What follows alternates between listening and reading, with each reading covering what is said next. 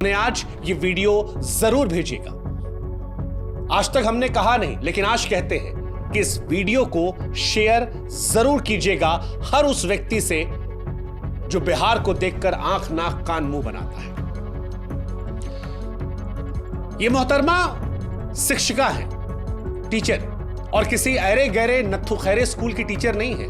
Madam केंद्रीय विद्यालय की शिक्षिका है।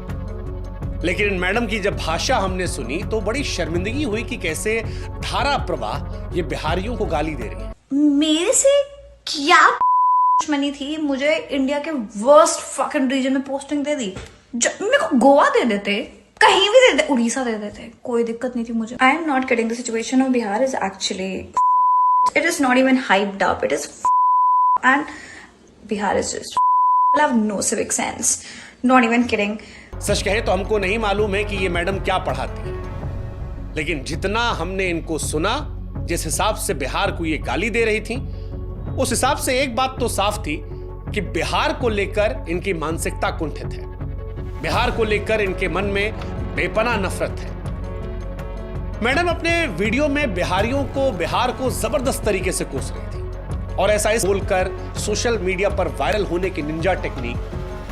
लेकिन जब मैडम ने वीडियो रिकॉर्ड करके लेक्चर दिया, सोशल मीडिया पर वीडियो पोस्ट किया, तो यह बात बिहारियों को और देश में बिहार से प्यार करने वालों को रास नहीं आई। इन मैडम के मन में बिहार को लेकर इतनी घृणा रही कि मैडम कहती है कि बिहार की वजह से देश विकसित नहीं बन पाया। बिहारियों को तो सिविक सेंस है ही नहीं। Bihar is just have no civic sense, not even kidding.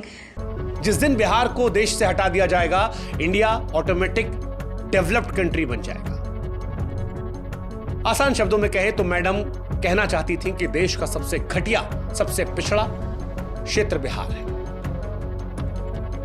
फिलहाल मैडम, जिनका नाम दीपाली शाह है, उन्हें सस्पेंड कर दिया गया है। लेकिन सस्पेंड उस सोच को करना है, और आज इस वीडियो के माध्यम से उस सोच को हम सस्पेंड करेंगे। उस सोच पर हम प्रहार करेंगे जो बिहारियों को घिनौनी, गंदी, पिछड़ेपन की नजर से देखता है। इसलिए आज मैडम, हमारा आपको जवाब है।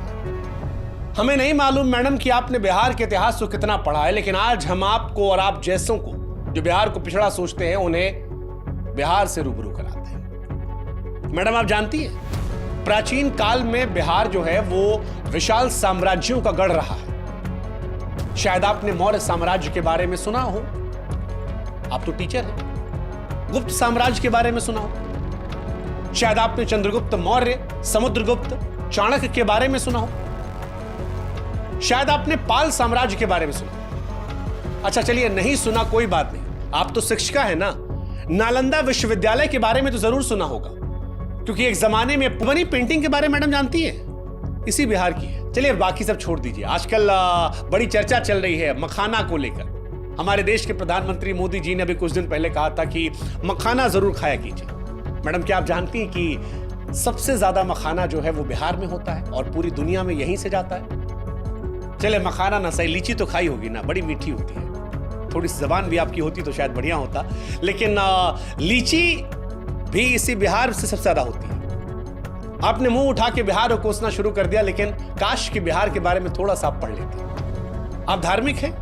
चलिए पता नहीं, लेकिन बौद्ध धर्म, जैन धर्म का उदय जो है वो भी बिहार में हुआ था। दुनिया में जब भी शांति का पाठ पढ़ाया जाता है तो गौतम बुद्ध का नाम आता है। क्या आप जानती हैं मैडम कि गौतम बुद्ध जी को ज्ञान की प्राप्ति इसी बिहार के बोधगया में हुई थी। महावीर स्वामी जैन धर्म के 24वें तीर्थकर भी इसी बिहार के वैशाली जिला में पैदा हुए थे। यानी बिहार जो है मैडम, वो बौद्ध और जैन धर्म की जड़ें हैं, सारी दुनिया में प्रसिद्धि है।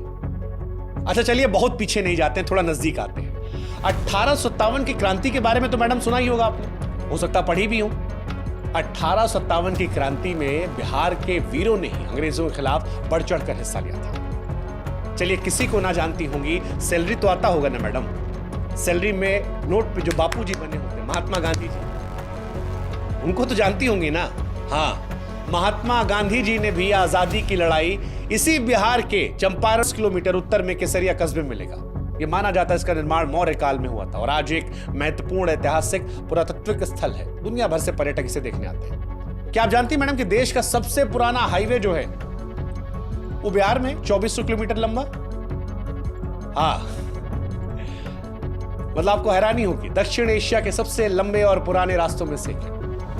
हावड़ा के पश्चिम में स्थित बांग्लादेश के चटगांव से शुरू होता है और उसके बाद वर्धमान, आसनसोल, सासाराम, प्रयागराज, कानपुर, कन्नौज, एटा, अलीगढ़, बुलंदशहर, गाजियाबाद, दिल्ली, पानीपत, करनाल, अंबाला, लुधियाना, जलंधर, अमृतसर, पाकिस्तान के लाहौर, रावलपिंडी होते मैडम अफगानिस्तान के कंधार तक ये जाता है ना, वो भी बिहार में ही मैडम।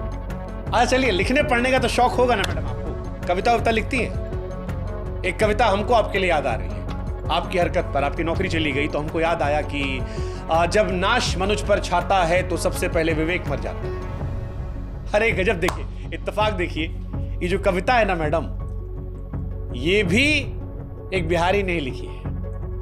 ये पंक्तियां लिखने वाले रामधारी सिंह दिनकर साहब बिहार के बेगूसराय के थे, जिन्हें राष्ट्र कवि का भी दर्जा दिया गया है ना। गजब मैम, आप पढ़ने लिखने की बात करें, देखिए वैसे इस कविता को आपको पढ़ना चाहिए और इससे अमल लेना चाहिए, सीखना चाहिए, और आप जैसे और भी जो लोग हैं उनको भी, कि जब नाश मनुष्य पर छाता है तब सबसे पहले विवेक मर जाता है। खैर, काश ये सब आप जानती होती, अगर जानती होती तो शायद इतनी बेशर्मी